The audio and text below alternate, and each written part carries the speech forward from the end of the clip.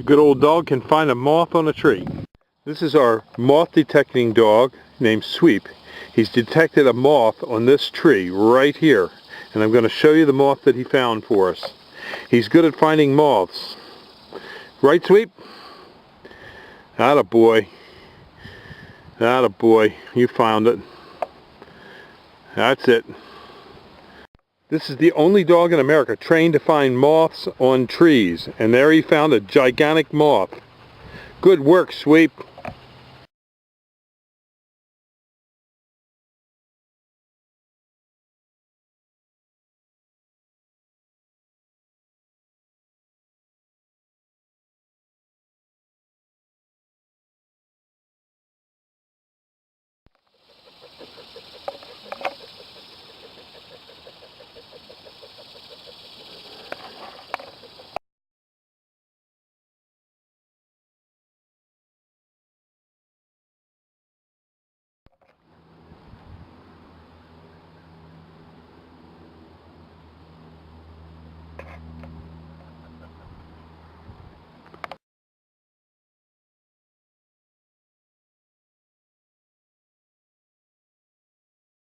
We trained this dog to find moths and such critters as bagworms on our trees in our nursery, so that we can find small bagworms or large bagworms, and he can find all kinds of bugs as well.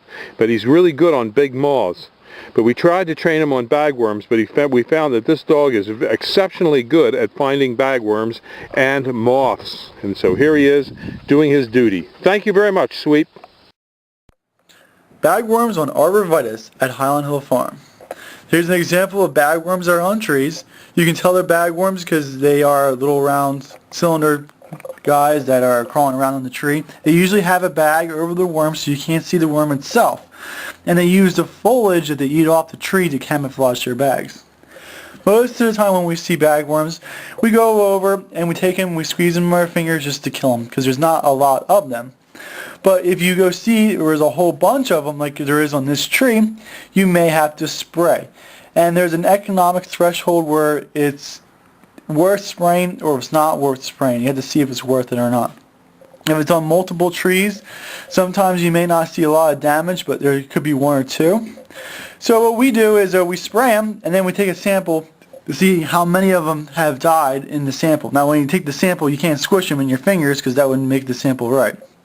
So you take a whole bunch of bagworms that you have not squished, that have just been sprayed, and see how effective this spray has been. Now this has been sprayed 3 days ago, so the sample that we've got is about 20 bagworms there, maybe give or take a couple of them. And we line them up all in rows kind of so we can see which ones are going to move or not. After we line them up, we let them go for a little bit and see how many of them are still alive. Now just because it's still alive after being sprayed for 3 days doesn't mean that it's dead. It could mean that it's sick, it could mean that the poison hasn't taken effect yet. It is always better to spray a bagworm when it's young. The smaller the bagworm is, the more often it has to eat in order to grow. So when you spray it, then it has more chance of that spray actually getting into the system of the bagworm. So we sit here for a little bit and we take a look at the bagworms and we see how many of them died. Now after we figure out how many of them died, we can kind of figure out how well the spray works. Because if most of them died, we don't have to spray again because it hasn't reached that threshold where it's worth us spraying or not. So you have to figure out what it is, see how many of them there are, and then make your decision from there. And that's how we typically do it at Highland Hill Farm. So you can see we have maybe 2 or 3 left live there. So we'll take a sample again a little later and see what we must do. Thank you.